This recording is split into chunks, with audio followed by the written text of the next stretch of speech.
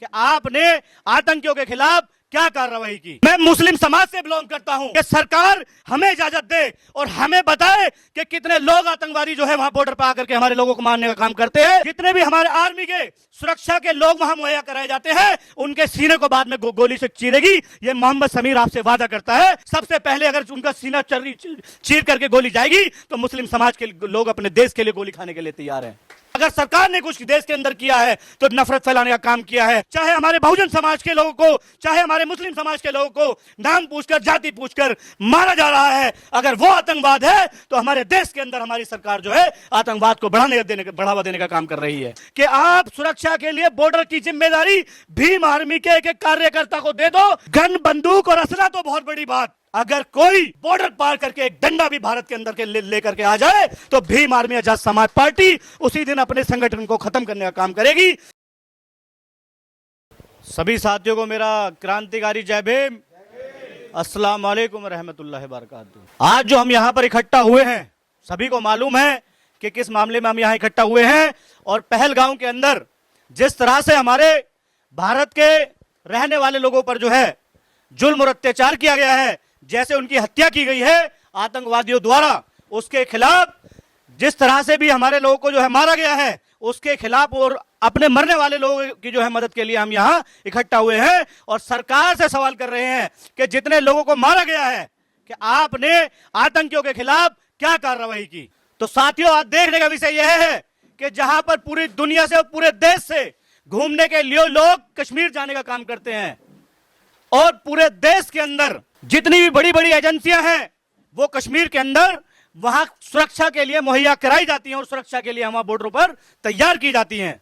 लेकिन मैं पूछना चाहता हूं कि इतनी एजेंसियां होने के बावजूद भी वहां आतंकियों ने हमारे लोगों की हत्या कर दी, खुलेआम गोलियां चलाई गई और आतंकवाद को बढ़ावा दिया गया। आज देखने की बात यह है कि हमारे यहां देश की सरकार आतंकियों के खिलाफ बोलने के लिए तैयार नहीं है। अगर पूरे देश के अंदर अगर कुछ करना चाहती है भारतीय सरकार, भारतीय जनता पार्टी की सरकार, तो पूरे देश के अंदर नफरत फैलाने का काम कर रही है, हमारे लोगों को जाति में बांटने का काम कर रही है। लेकिन पूरे देश के अंदर इस देश के प्रधानमंत्री के ट्वीट से कहा जाता है कि उन्होंने जाति देखकर नहीं मारा गया, उन्हें धर्म देख करके मारा गया है।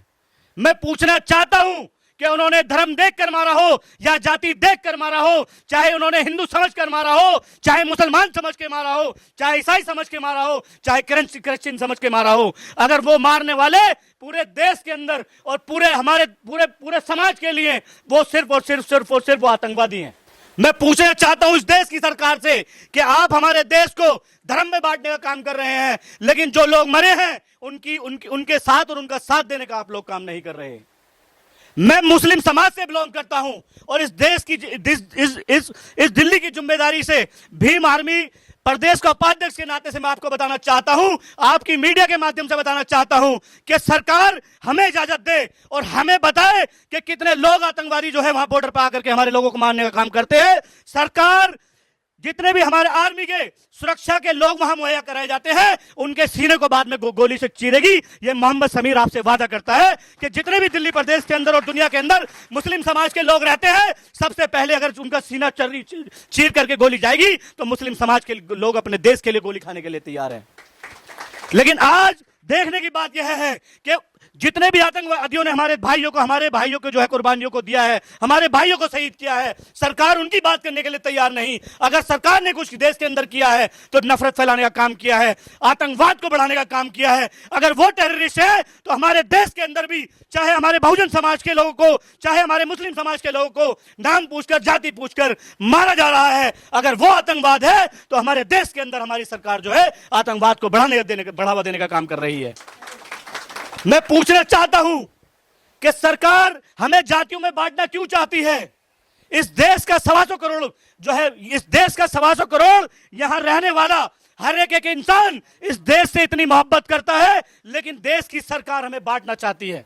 देश की सरकार हमें जातियों में बांट करके अपनी राजपाट को कायम करना चाहती है, अपनी राजपाट को बनाना चाहती है और सरकार में बसे रहना चाहती है। साथियों, हमें समझने की जरूरत है कि इस देश के अंदर मुस्लिम समाज एक ऐसा समाज है जिसने कभी इस देश का नुकसान करने का काम नहीं किया। अगर इस देश की कुर्बानियां उठा करके देखोगे तो इंडिया गेट से लेकर के आप बॉर्डर तक देख लेना, अगर मुसलमानों ने इस देश के लिए कुर्बानी ना दी हो तो आप मेरा नाम बदलने का काम करना। आज देखने की बात यह है कि आज पूरे देश के अंदर सिर्फ और सिर्फ दो समाजों पर सबसे ज्यादा जुल्म और अत्याचार होने का काम कर रहे हैं, किया जा रहा है पूरे देश के अंदर। चाहे वो दलितों का मामला हो, चाहे वो मुसलमानों का मामला हो, हमें आपस में जाति भेदभाव दे करके हमें बांटा जा रहा है और पूरे देश के अंदर दंगे फैलाने का काम भारतीय जनता पार्टी के लोग कर रहे हैं। मैं फिर कहना चाहता हूं कि अगर सरकार, इस देश की निकम्मी सरकार उन आतंकियों के खिलाफ कुछ नहीं कर सकती तो मैं आपसे भीम आर्मी दिल्ली प्रदेश का उपाध्यक्ष के नाते से मैं कहना चाहता हूं कि आप सुरक्षा के लिए बॉर्डर की जिम्मेदारी भीम आर्मी के एक कार्यकर्ता को दे दो और हम दिखा देंगे कि गन, बंदूक और असला तो बहुत बड़ी बात, अगर कोई बॉर्डर पार करके एक डंडा भी भारत के अंदर के लेकर के आ जाए तो भीम आर्मी आजाद समाज पार्टी उसी दिन अपने संगठन को खत्म करने का काम करेगी। ये याद रखना, मैं जिम्मेदारी के साथ कह रहा हूं कि ये आर्मी वो आर्मी है कि आप बॉर्डर छोड़ो, अगर हमने दिल्ली के लिए भी आगमन कर लिया और उठा लिया तो भारतीय जनता पार्टी के लोग ना मुसलमानों का हाथ लगा सकेंगे, ना बहुजन समाज के लोगों का हाथ लगाने का काम करेंगे। जय भीम साथियों, मैं अपनी बात को खत्म करता हूं।